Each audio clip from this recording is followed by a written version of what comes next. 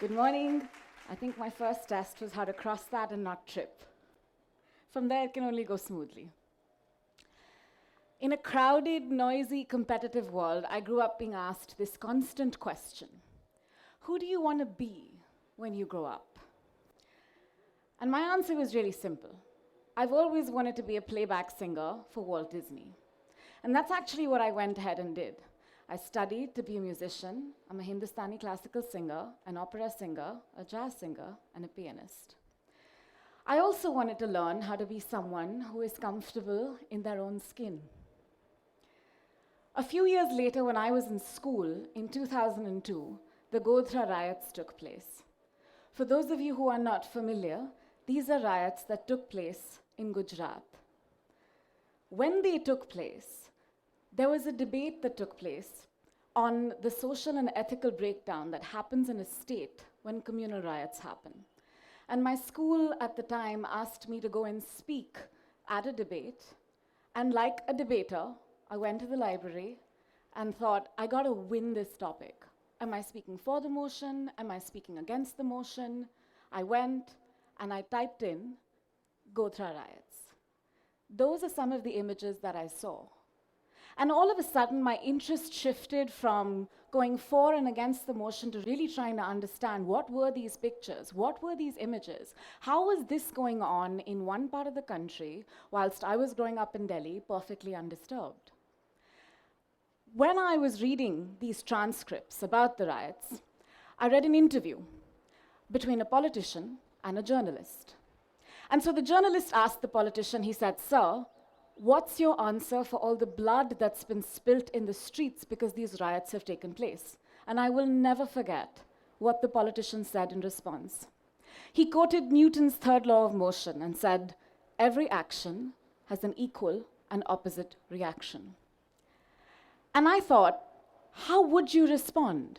When communities of people are victimized, I realized individuals rarely know how to challenge and change the status quo.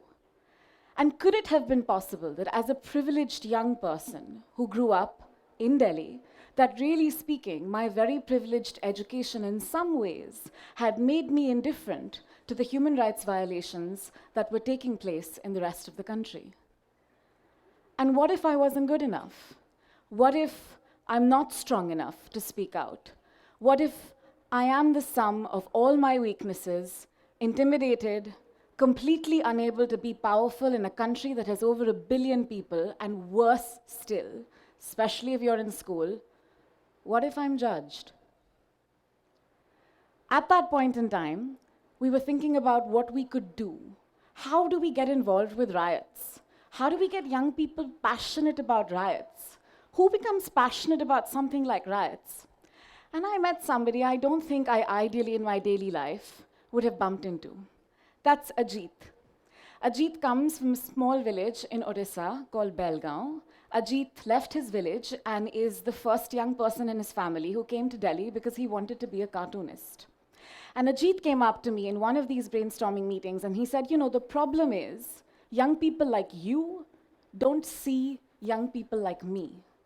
And the more conversations we had, the more we learned that at the end of the day, maybe we were invisibilizing each other. So if we can't see each other, how do we practice solidarity? So whilst our contexts and our realities as young people growing up in India are different, maybe our need for access to information and services really isn't. Maybe young people do need a safe space to understand each other, to listen, to build, to be themselves without judgment. So I can grow up and be a musician if that's what I want to be and explain that as a career choice to my family, but that doesn't mean that I'm an artist that doesn't care about somebody else's rights. And so in 2002, we stole my younger brother's bedroom, something he has still not forgiven me for, and we started a youth organization called the YP Foundation. We worked with 6,500 young people across Delhi to build a movement that turned into an organization, that turned into an excellent excuse to bunk college, that turned into an even better excuse to not do a master's, and what has eventually been my career for the last 15 years of my life. Until in 2009, I found myself in a strange place. I was standing in the US Senate on the floor, giving a congressional briefing. This was during the time of the presidency of George Bush, to defend of all the possible things in the world, why the US government should fund sex education programs in India. At the time in India, 12 state governments had banned sexuality education, and we had some very inspired opinions that had come out. We had a very famous politician who said, "Why do young people need sex education? We have yoga." I'm still not entirely sure what kind of yoga he practices, but the kind that I'm aware of doesn't help you protect from unwanted pregnancies or HIV. We also had a member of parliament who said sexuality education is against Indian culture. This manual, and that was the manual came out and it was banned, and because the manual was banned in states, de facto, sex ed was banned in India. And I don't even think many of us knew about this. Raise your hands if you knew that there is a ban in 5 states in India on sex ed today. So here's what we do know. 1 out of every 5 adolescents in the world today is an Indian. There are 253 million adolescents in India who are all under 15 years of age. And for the majority of young people, including you and me, many who have sex for the first time in India have it unprotected, and for most girls in India, the first time they have sex, it is not with their consent. One study, a government study, showed that more than 50% of children in India are sexually abused.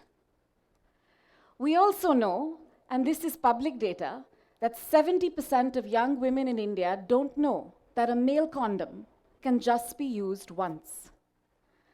Despite abortion being legal in India for many years, a woman in India dies every 2 hours because an abortion goes wrong. And why is it as a culture that we are more comfortable seeing 2 men hold guns than hold hands? So rationally, sex education should be legal. There's a case for it. So I spent the next 8 years working with governments learning. How is it that a young person in India can travel all the way to the US, to the Congress, to testify to their government, but had no idea how to access and talk to her own government back home? I worked at the UN to try and see how India negotiates these agreements. Who's deciding what India should commit to?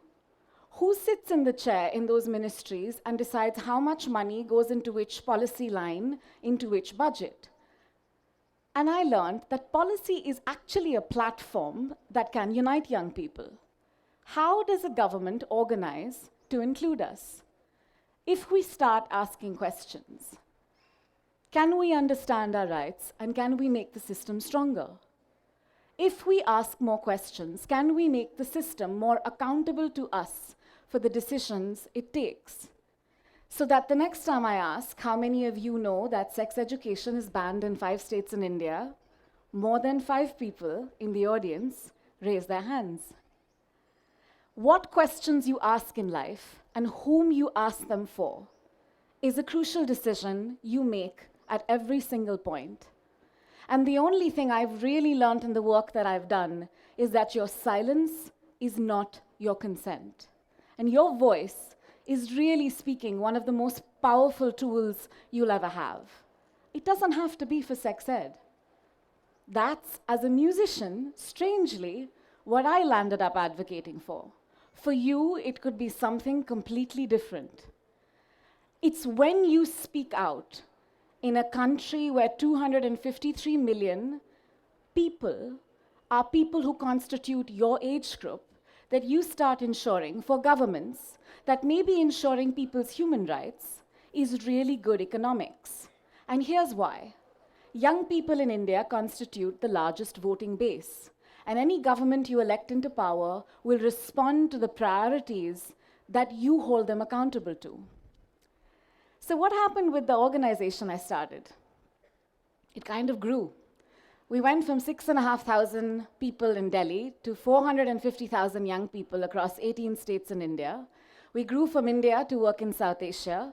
We moved from working in South Asia to work at the UN, and YP today, it's doing its own thing, and it works in villages, in cities, in schools, and in slum communities. And I learned a few things in that process. When I am not afraid of not being good enough, I begin to understand who I am.